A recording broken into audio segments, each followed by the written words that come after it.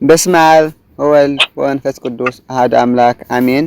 በስመ አብ ወወልድ ወመንፈስ ቅዱስ አሐዱ አምላክ አሜን። በስመ አብ ወወልድ ወመንፈስ ቅዱስ አሐዱ አምላክ አሜን። ሰላም ሰላም ናይ ማጊ ዩቱብ ተኸታተልቲ ሰላም ድኹም። ኣነ ሰላም የአምላክ ይመስገን ክብሩ ይስፋሕ። ስኻትኩም ሰላም ትኾንለይ በዓል ሙሉእ ተስፋ እየ እና መጀመርያ ለዛነት ዩቱብ ቻናል ሓድሽ ዝኾንኩም ሰብስክራይብ ላይክ ሼር ላግበርኩም መባራትዑኒ እና ምስ ሓፍተይ ማለት እዩ ካልኣይ ክፋል መንፈሳዊ ሕቶ ሒዝና ንኹም መፂና ኒአና ለስተውዑ ልቢ ልሰምዕ እዝኒ ይሃበና ንኽላ ሕቶና ናተይ ወይ ጽጋይ ሰላም ዲዮ ሰላም የከሚን የኻልከንዶ አለና ሰላም ምን አምላክ ይመስገን ሃሜን ይኽስኺ ሃሜን ይጸጋጥና ገለ ሰላም ዲዮ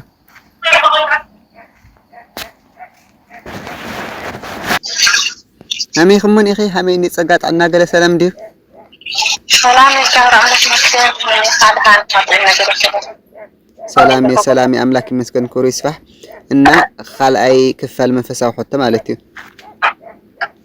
አላይ ጽጋይ ተፈዓል አምላክ አደመይ ተሕተና ኣብ ውሽጢ ከብዲ ዓሳ ሰለስተ መዓልትን ለይትን ዝነበረ መን ይበሃል?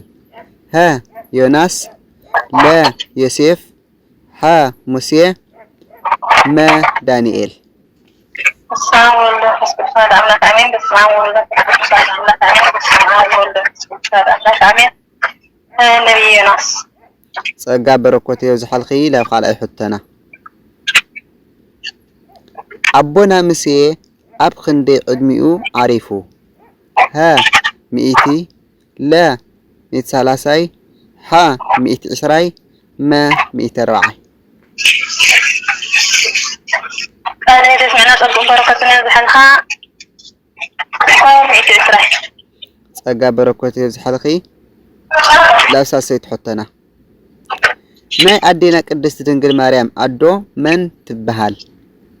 ሀ ሃና፣ ለ ሄዋን፣ ሐ ሳራ፣ መ ርብቃ። أنا سمعنا صوت بركتنا زحلها أدنى محمد. ጸጋ በረኮት ይብዛሕልኺ ኣባኣ ከዓ እያጭም ራብዓይት ሕቶና ማለት እዩ ኣምላኽ መርከብ ክሰርሕ ዝኣዘዙ ኣቦ መን እዩ? ሀ ኣቦና ኖህ፣ ለ ኣቦና ካብ፣ ሐ ኣቦና ሙሴ፣ መ ኣቦና ሴት። أنا سمعنا صوت بركتنا زحلها أبونا نوح. ጸጋ በረኮት ይብዛሕልኺ ናብ ሓምሸይት ሕቶና እግዚአብሔር ነቢይ ዮናስ መልእኽቲ ክብጽሕ ዝለኣኾ ናበይ ሃገር እዩ? ሀ ግብጺ፣ ለ ይሁዳ፣ ሐ ነነዌ፣ መ ከናን። أنا سمعنا صوت بركتنا زحلها نبي.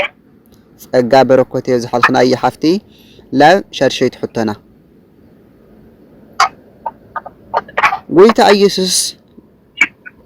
ጎይታ ኢየሱስ 12 ደቂ መዛሙርቱ መን ኢሉ ሰሚዎም? ሀ ሐዋርያት፣ ለ ጻድቃናት፣ ሐ ሰማዕታት፣ መ ቅዱሳን። أنا سمعنا صوت بركتنا زحلها حواريات. ሐ ሐዋርያት። ጸጋ በረኮት ይብዛሕልኺ ላብ ሻብዒት ሕቶና 10 ትእዛዛት ካብ እግዚአብሔር ዝተቀበለ ነቢይ መን ይበሃል? ሀ ዳዊት፣ ለ ሙሴ፣ ሐ አዳም፣ መ ኢዮብ። أنا سمعنا صوت بركتنا زحلها كورحاوي نبي موسى. ጸጋ በረኮት ይብዛሕልኺ ላብ ሸምኔት ሕቶና ላብ ሸምኔት ሕቶና ማለት እዩ ፈጣሪ ክንደይ ፍጥረታት እዩ ፈጢሩ?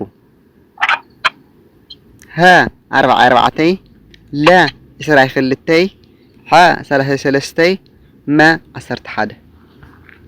أنا سمعنا صوت بركتنا زحلها ل25 فترات فقير. ጸጋ በረኮት ይብዛሕልኺ ምልኣተይ ላብ ታሽዒት ሕቶና ንእስራኤላውያን ካብ ግብጺ መሪሑ ዘውፅኦም ነቢይ መን ይበሃል? ሀ ኤልያስ፣ ለ ዳንኤል፣ ሐ ሙሴ፣ መ ዳዊት። أنا سمعنا صوت بركتنا زحلها نبي موسى. ጸጋ በረኮት ይብዛሕልኺ ምልኣተይ لا مبل 10 حتنا مالتيو قال بمجمرتا نبره اتي قال دما اب املاك نبره اتي قال ونداش نبره ها املاك لا قال ها نفسي ما سغا تاريخ اسمعنا أظن بركة زحلخا ها أملاك ጸጋ በረከት ይብዛልኺ ሀ አምላክ